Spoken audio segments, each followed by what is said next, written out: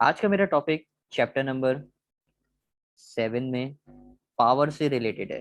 Power की मैं आपसे बात करूंगा। पहला एमसीक्यू नजर आ रहा है, the scalar product of force and velocity. Scalar product का मतलब होता है बेटा, वो आपसे बात कर रहा है डॉट प्रोडक्ट की।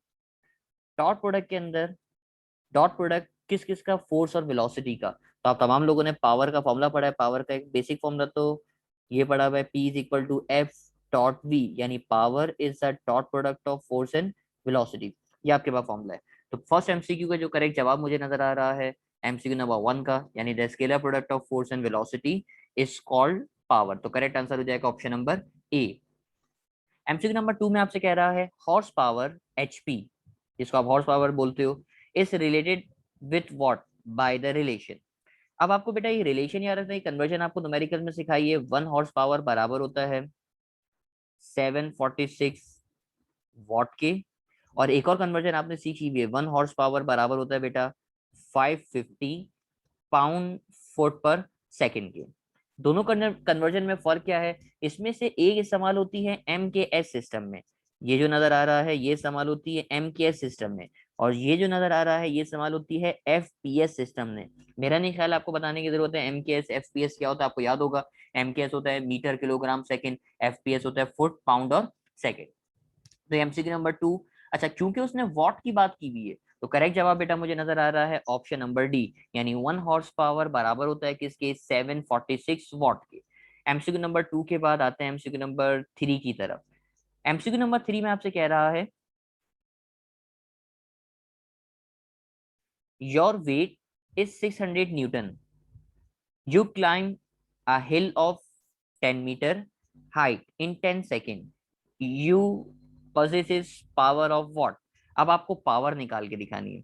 तो पावर निकालने का मैं तरीका आपको बताता हूँ, पहले इसकी मैं छोटी सी डायग्राम बना दूं। आपके पास ये हिल है, और आपके पास एक शख्स यहाँ हिल पे चढ़ता हुआ ऊपर की तरफ चला गया, यहाँ से होता हुआ यहाँ हिल पे ऊपर पहुंच गया।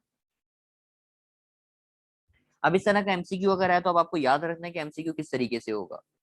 देखो पावर का फॉर्मूला आप लोगों ने पढ़ा हुआ है, पावर बराबर होता है, मैं अगर पावर का फॉर्मूला लिख के दिखाऊं, power P is equal to work upon time. ये पावर का बेसिक फॉर्मूला है। पावर का फॉर्मूला लिखा हुआ power is equal to work upon time. अब देखो आपका ये शख्स, ये जो बॉय था, ये ऊपर की तरफ गया। जब ऊपर की तरफ गया तो इसके पास जो एनर्जी आई वो एनर्जी आई पोटेंशियल एनर्जी, यानी इसने जो वर्क किया है बेटा, इस वर्क को करने की वजह से इसके पास जो एनर्जी आ रही है उस एनर्जी को आप बोलोगे पोटेंशियल एनर्जी। तो पावर का फॉर्मूला बेटा मेरे पास बन जाएगा power is equal to potential energy upon time, यानी वर्क की जगह पे आपने पोटेंशियल एनर्जी रख दी, जैसे न्यूमेरिकल्स करते हुए मैंने आपको करवाया ना, वर्क की जगह पे पोटेंशियल एनर्जी रखते हो। अब आपको एक बात याद आ रही सर, अब मुझे एक बात याद आ रही है, ये जो पोटेंशियल एनर्जी नजर आ रहा है, पोटेंशियल एनर्जी बराबर होता है कि इसके एम जी एच के बराबर होता है। तो पोटेंशियल एनर्जी का फॉर्मूला बन जाएगा एम जी एच, और नीचे आ जाएगा मेरे पास कौन, टाइम आ जाएगा। अब जैसे ही मैंने फॉर्मूले को चेंज किया, फॉर्मूले को मजीद आगे बढ़ाते हैं, ये देखो P is equal to M G H upon T. अब गौर से देखो, ये जो एम जी नजर आ रहा है, एम जी भी आपने किसी चीज का फॉर्मूला पढ़ा है। एम जी आपने फॉर्मूला पढ़ा है, यस सर एम जी याद आ रहा है, हमने फॉर्मूला पढ़ा है वेट का। तो पावर का फॉर्मूला हो गया wait multiply by height divided by time. अब आपको इत्तेफाक से तीनों चीजें गिवन कर रहा है। ये देखो वेट दे रहा है 600 न्यूटन, वेट हमें मिल गया। हाइट हमें दे रहा है 10 मीटर, सर हाइट मिल गई। टाइम हमें दे रहा है 10 सेकेंड, यानी टी मिल गया। अब आप तीनों चीजों को यहाँ पे पुट कर दोगे, वेट की जगह पे आ जाएगा 600 बेटा, हाइट की जगह पे आ जाएगा 10, और टाइम की जगह पे भी आ जाएगा मेरे पास 10। जैसे ही मैंने इसको लिखा तो आप बोलेंगे सर सुनिए, ये 10 से 10 क्या हो गया, कैंसिल हो गया। इसका मतलब पावर का जो आंसर आएगा मेरे पास, वो आंसर आ जाएगा P इज इक्वल टू 600, और इसका यूनिट हो जाएगा मेरे पास वॉट। तो मैंने इसको वॉट लिख दिया, WATT वॉट। तो करेक्ट आंसर हो जाएगा मेरे पास option number B. MCQ number 3 के बाद आते हैं एमसीक्यू नंबर 4 की तरफ। एमसीक्यू नंबर 4 में आपसे कह रहा है in British engineering system the unit of power is dash. बेटा ब्रिटिश इंजीनियरिंग सिस्टम का मतलब वो आपसे एफपीएस की बात कर रहा है, और एफपीएस में पावर का यूनिट आमतौर पर इस्तेमाल करते हो वो हॉर्स पावर है। तो करेक्ट आंसर होगा बेटा इसका ऑप्शन नंबर डी। अभी छोटी छोटी सी बातें आपको याद करनी पड़ेगी। ब्रिटिश इंजीनियरिंग सिस्टम में जो पावर आप इस्तेमाल करते हो वो हॉर्स पावर है, यानी इंग्लैंड के अंदर आमतौर पर हॉर्स पावर यूज हो रही होती है। अगले एमसीक्यू में आपसे कह रहा है, a electric lift uses 500 joules of energy, आपको ये चीज दे रहा है, एनर्जी की वैल्यू दे रहा है, और आगे दे रहा है 2 सेकंड। 2 सेकंड का मतलब टाइम, और आपसे मांग क्या रहा है, आपसे मांग रहा है पावर। बेटा पावर का फॉर्मूला होता है power is equal to work upon time, ये तो फॉर्मूला आपने पढ़ा है। लेकिन क्योंकि वो वर्क गिवन नहीं कर रहा, वो आपको एनर्जी गिवन कर रहा है। जैसे आपने ऊपर वाले फॉर्मूले में वर्क की जगह पे पोटेंशियल एनर्जी रखा था, वैसे ही अब आप फॉर्मूले को चेंज करोगे, और फॉर्मूले को चेंज करके वर्क की जगह पे आप एनर्जी रख दोगे, जबकि नीचे क्या होगा, टाइम होगा। अब आपको दोनों चीजों की वैल्यूज पता है। सर एनर्जी की वैल्यू वो दे रहा है 500, टाइम की वैल्यू दे रहा है 2। 500 को 2 से डिवाइड करोगे तो आंसर आ जाएगा 250, और इसका यूनिट वॉट होगा, तो वॉट के लिए आपने यहाँ पे डब्ल्यू लिख दिया, तो करेक्ट आंसर हो जाएगा ऑप्शन नंबर बी, यानी 250 वॉट। ये कि एमसीक्यू भी आसान था। एमसीक्यू नंबर 6 देखते हैं। एमसीक्यू नंबर 6 भी इसी तरह का एमसीक्यू है कुछ। सवाल में आपसे कह रहा है a machine of power 10 watts, power आपको दे रहा है P, operates for a period of 2 minute. तो बेटा टाइम वो दे रहा है 2 मिनट्स, यानी अब आपको थोड़ी सी अपनी अकल यूज करनी है। टाइम उसने आपको दिया 2 मिनट्स, बेटा मिनट्स को सेकंड में कन्वर्ट करना पड़ेगा। मिनट्स को सेकंड में करने के लिए आपने इसको मल्टीप्लाई कर दिया 60 से, क्योंकि 1 मिनट में 60 सेकंड होते हैं।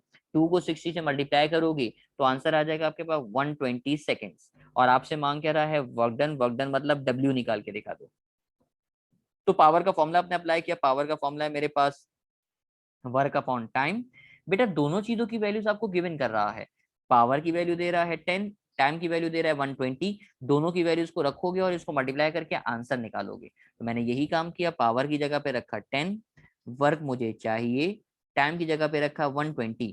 बेटा 120 को 10 से लाके मैंने क्या कर दिया, 120 को 10 से लाके मल्टीप्लाई कर दिया। तो 120 को 10 से मल्टीप्लाई करो तो वर्क का आंसर आ जाएगा मेरे पास, work is equal to 1200 joules. दोनों को मल्टीप्लाई करोगे तो 1200 आंसर आ जाएगा।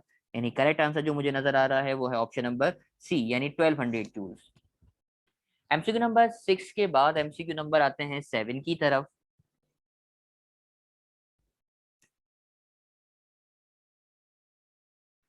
विच quantity has the same dimension as that of impulse. अब इम्पल्स का फॉर्मूला आपको मैंने पहले भी पढ़ाया है, मैं फिर दोबारा बताता हूँ। इम्पल्स के दो फॉर्मूले होते हैं। इम्पल्स का एक फॉर्मूला है impulse is equal to F delta t, और इम्पल्स का एक फॉर्मूला है impulse is equal to delta p, यानी rate of change of momentum. अच्छा, डायमेंशन का मतलब बेटा आमतौर पे यूनिट्स भी होते हैं, मतलब ऐसी चीज बताओ जिन दो के यूनिट सेम है, मतलब इम्पल्स का यूनिट किसके बराबर है। तो अब आप खुद देखो एमसीक्यू में खुद वो आपको बता रहा है कि भाई इम्पल्स बराबर किसके आ रहा है, इम्पल्स बराबर आ रहा है मोमेंटम के। इम्पल्स बराबर आ रहा है मोमेंटम के, यानी जो यूनिट आपके पास इम्पल्स का होगा वही यूनिट किसका होगा, मोमेंटम का होगा। तो करेक्ट आंसर बेटा क्या हो जाएगा, ऑप्शन नंबर ए हो जाएगा, यानी जो यूनिट आपके पास इम्पल्स का है वही किसका होगा, मोमेंटम का होगा। एमसीक्यू नंबर 7 के बाद आते हैं एमसीक्यू नंबर 8 की तरफ। एमसीक्यू नंबर 8 देखो क्या कह रहा है, power is a dash quantity. तो देखो पावर का फॉर्मूला है power is equal to work upon time. अब हम पहचानते हैं कि पावर स्केलर है या वेक्टर है। तो देखो वर्क यहाँ पे हमारे पास स्केलर क्वांटिटी है, वर्क की डायरेक्शन नहीं होती। टाइम भी हमारे पास कौन सी क्वांटिटी है, स्केलर, टाइम की भी डायरेक्शन नहीं होती। तो पावर भी कौन सी क्वांटिटी हो जाएगी, पावर भी स्केलर हो जाएगी, यानी स्केलर को स्केलर से डिवाइड करोगे आंसर भी स्केलर आएगा। यानी पावर जो है हमारे पास कौन सी क्वांटिटी हो गई, स्केलर क्वांटिटी। तो करेक्ट आंसर हो जाएगा option number A. MCQ number 9 पे आते हैं। एमसीक्यू नंबर 9 में कह रहा है आपसे 1 वॉट बराबर किसके। देखो पावर का फॉर्मूला ऊपर लिखा हुआ है ना, पावर का फॉर्मूला लिखा हुआ है वर्क अपॉन टाइम। जरा इसकी यूनिट्स तो लिख के दिखाओ मुझे। देखो वर्क का यूनिट होता है जूल, टाइम का यूनिट होता है सेकंड, और पावर का यूनिट होता है मेरे पास वॉट। तो देखो वॉट किसके बराबर आ रहा है, आप बोलेंगे सर सुनिए, वॉट बराबर आ रहा है, ऊपर आ रहा है जूल, नीचे आ रहा है सेकंड, यानी आपको आंसर मिल गया। सर वॉट बराबर आ रहा है किसके, जूल पर सेकंड के। तो करेक्ट आंसर हो जाएगा मेरे पास कौन सा, option number B. MCQ number 9 के बाद एमसीक्यू नंबर नजर आ रहा है मुझे 10। The dimension of power, power की डायमेंशन निकाल के दिखा दीजिए। तो डायमेंशन निकाल के देखते हैं, कोई मुश्किल बात नहीं है। ये देखो पावर का फॉर्मूला होता है P is equal to F v, यानी power is equal to force और वेलोसिटी।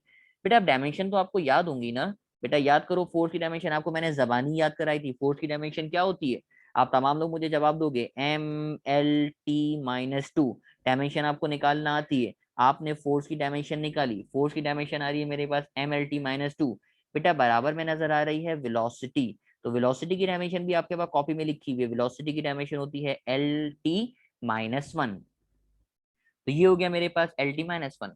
अब इनमें से आप आपस में मल्टीप्लाई कर लो बेटा। एल को मल्टीप्लाई करोगे एल से तो ये हो जाएगा एल स्क्वायर। टी को मल्टीप्लाई करोगे टी से तो एक लिखा हुआ है टी की पावर -2, एक लिखा हुआ है टी की पावर -1, तो ये बन जाएगा टी की पावर -3। एल को मल्टीप्लाई करोगे तो एल स्क्वायर, टी को मल्टीप्लाई करोगे तो -3, तो पावर की जो डायमेंशन आ रही है वो क्या आ रही है, M L square T -3। Correct answer आ रहा है ऑप्शन नंबर डी। और क्योंकि पावर का जो यूनिट है मेरे पास वो पावर का यूनिट होता है वॉट, इसका मतलब ये हुआ कि भाई अगर बोले ना वॉट की डायमेंशन क्या है, तो वॉट की डायमेंशन भी यही है, एम एल स्क्वायर टी -3। जरूरी नहीं कि वो आपसे बोले पावर की डायमेंशन बताओ, वो ऐसे भी बोल सकता है कि बताओ वॉट की डायमेंशन क्या है, तो आप बोलेंगे सर वॉट भी क्योंकि पावर है, और पावर की डायमेंशन, वॉट भी क्योंकि पावर है तो पावर की डायमेंशन क्या होती है, एम एल स्क्वायर टी -3 होती है। तो correct answer option number D हो गया। एमसीक्यू नंबर 11 में आपको फॉर्मूला बनाने को कह रहा है। एमसीक्यू नंबर 11 भी बड़ा आसान सा फॉर्मूला, इतना कोई मुश्किल बात नहीं है। देखो पावर का फॉर्मूला है, power is equal to force multiply by velocity. ये फॉर्मूला होता है, power is equal to F यानी फोर्स मल्टीप्लाई बाय वेलोसिटी। ये जो नजर आ रही है वी वेलोसिटी, बेटा वेलोसिटी का फॉर्मूला आप लोगों ने पढ़ा है ना। वेलोसिटी का फॉर्मूला क्या होता है सर, वेलोसिटी का फॉर्मूला होता है velocity is equal to displacement upon time. आप बोलेंगे यस सर, वेलोसिटी का फॉर्मूला होता है डिस्प्लेसमेंट अपॉन टाइम।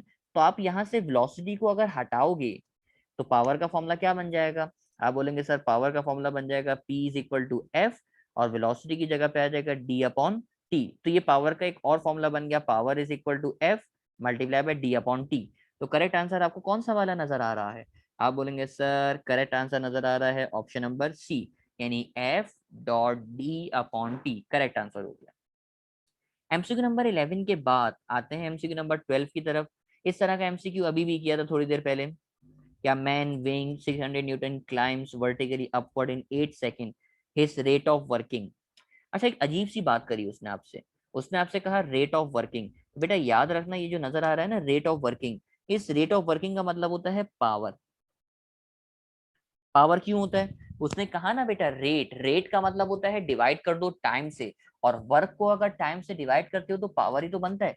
यही तो फॉर्मूला पढ़ा है पावर का आपने कि भाई वर्क को अगर टाइम से डिवाइड कर दो तो ये पावर बनता है। तो रेट ऑफ वर्किंग का मतलब क्या कहलाएगा, पावर कहलाएगा।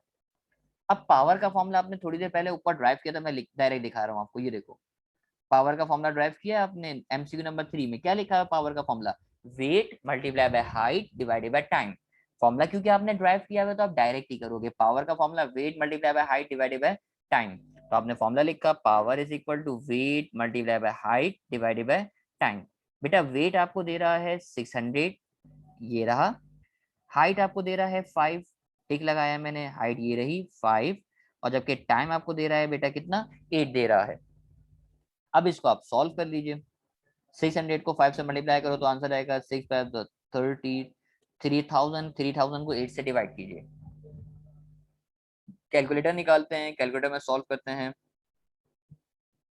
3000 डिवाइडेड बाय 8, तो आंसर आ जाएगा मेरे पास 375, और आगे आप क्या लिख दोगे, वॉट लिख दोगे, यानी करेक्ट आंसर आ रहा है option number C.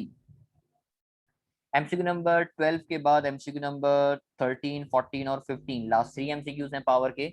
What may be defined as, watt किसके बराबर है, तो अभी अभी ये भी करवाया था, लेकिन सर याद तो होता ही नहीं ना, आपको तो पता है सर।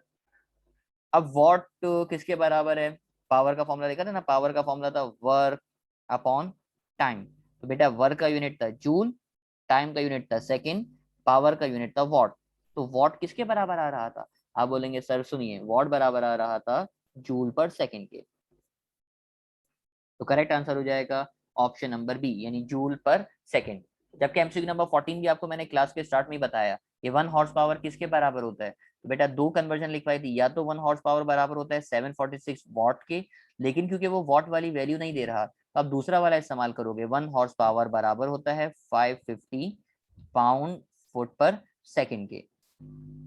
मैंने लिख के दिखाया, बराबर होता है पाउंड फुट पर सेकेंड। तो करेक्ट आंसर हो जाएगा बेटा ऑप्शन नंबर ए, यानी पाउंड फुट पर सेकेंड, 550 पाउंड फुट पर सेकेंड।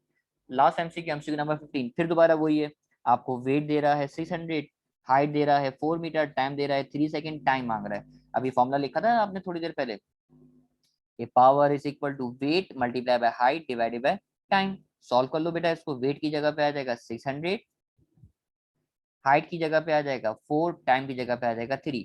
6 को 400 से मल्टीप्लाई करोगे तो आंसर आएगा 2400 डिवाइडेड बाय 3। दोनों को डिवाइड कर दोगे तो आंसर आ जाएगा मेरे पास कितना, 800 वॉट। यानी करेक्ट जवाब हो जाएगा मेरे पास ऑप्शन नंबर बी।